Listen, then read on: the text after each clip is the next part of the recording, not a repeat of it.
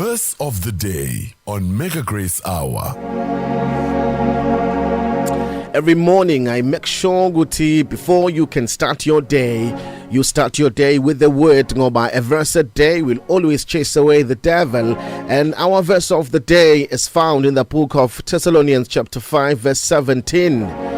About Thessalonica bokuqala chapter 5 verse 17. Khulekani ningaphezi. Izolo besikhuluma ngendaba ethi inkosi sifundisa ukuthandaza, namhlanje sithi khulekani ningaphezi. Enye yezinto enza umthandazo ube namandla, enye yento eyenza ukuthi umthandazo uphendulwe, ukuthi masithandaza singaphezi. We pray without ceasing. We pray non-stop. Ngoba wenzani umthandazo? Ma uthandaza usuke umema uNkulunkulu ukuthi uNkulunkulu akabe ingcenye yempilo yakho. Ngakho ma uvuka uqala usuku ungathandazile, ngamanye amagama usuku ukuthi uNkulunkulu angikumemi ukuthi ube ingcenye yempilo yami. Kodwa ma uvuka uthandaza uqala usuku lwakho, ungena emsebenzini wenza okwenzayo, ngamanye amagama usukuthi inkosi nansi invitation engithumela kuwe ukuthi nanoma ikuphi engikwenzayo yiba ingcenye yakho. Ngakho sikhuleka singaphezi, ngoba kukhona konke esikwenzayo siyamdinga uNkulunkulu ebe ingcenye yakho. Umthandazo uyithuluzi elisenza ukuthi sibe in line nentando kaNkulunkulu, ngoba you will never be in line nentando kaNkulunkulu if you don't pray. Ngoba intando yakhe ayitholakali kubantu, kodwa intando yakhe itholakala kuye ukuthi umfune emthandazweni.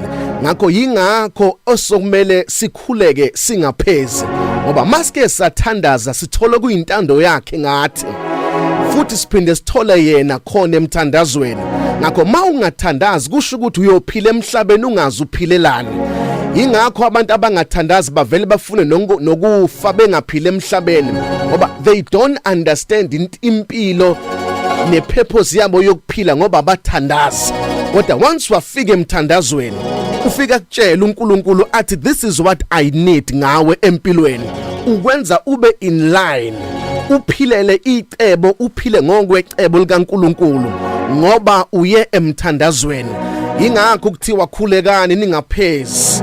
Ma ungakalibambi icebo awuyeke ukukhuleka, ngoba siyakhuleka uze silibambe icebo ngathi empilweni, sazi ukuthi siphilelane. Emthandazweni ila khona sithola khona amandla. Yabona kwesinye isikhathi ungena emthandazweni uyoguqa kwehlinyembezi, ungazi ukuthi uyokwenza njani ngesimo obhekene naso. Kodwa once wangena emthandazweni, ngoba emthandazweni ila khona esicharge khona, esilanda khona amandla.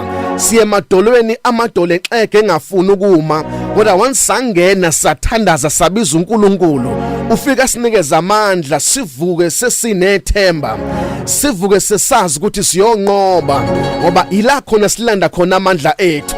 Ungangivalele ezinye izinto, ungangivimba kwezinye izinto, kodwa ungangivalele emthandazweni, ngoba ma ungivalele emthandazweni ungiqeda amandla. Ma ufuna ukunqoba, inqobe ukuthi ungincishe isikhathi somthandazo. Lesitha siyazi ukuthi make ngamncishe emthandazweni esontweni, kodwa ngimvale emthandazweni ngoba ngimahlulile. Ngoba abanye bayaya enkonzweni kodwa abathandazi, abanye bayaya esontweni kodwa abathandazi. Once isitha sakuvala emthandazweni ubokwazi ukuthi siyoqeda, siyokuyeka uye enkonzweni kodwa sikubambe kuthena uthandaza. Khulekani ningaphezi. Amandla ethu atholakala emthandazweni. Masike sathandaza noma ngabe kuthiwa besikhala, kodwa sibuya sesinamandla. Masike sathandaza noma ngabe kuthiwa khona izinto ebezingahambi kahle empilweni, kodwa masike sathandaza nje.